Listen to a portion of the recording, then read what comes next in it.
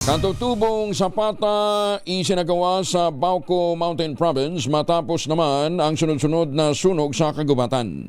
Ano kaya yung katutubong Zapata? Alamin natin mula kay Romy Gonzalez sa RH 41 ay Bagdabigat. Romy.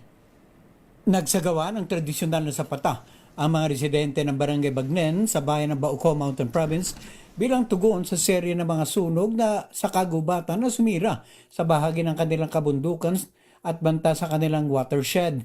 Pinangunahan ng mga opisyal ng barangay at mga nakatatanda ang nasabing ritual kung saan sama-samang nanumpa ang komunidad upang panagutin ang sino mang may kinalaman sa insidente.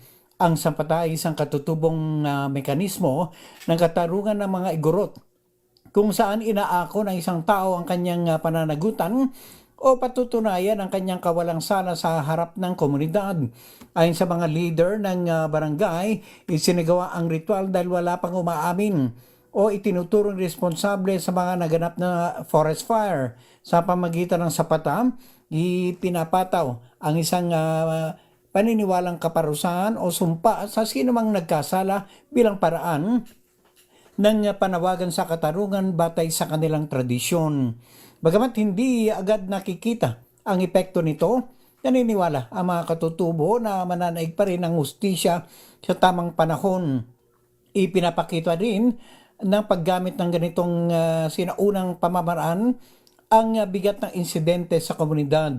Patuloy namang nananawagan ng mga otoridad at residente ng pananagutan, iginigiit na ang pinsalang dulot ng sunog ay hindi lamang sa kaligtasan kundi pati na rin sa mahalagang watershed at mga lugar na may potensyal sa turismo. Ito si RH 41 Romy Gonzalez para sa DZRH, una sa Pilipinas, una sa Pilipino. Ayun, naimbag na bigat, Romy, Jose Gina, Zapata pala ang pronunciation nun, Zapata.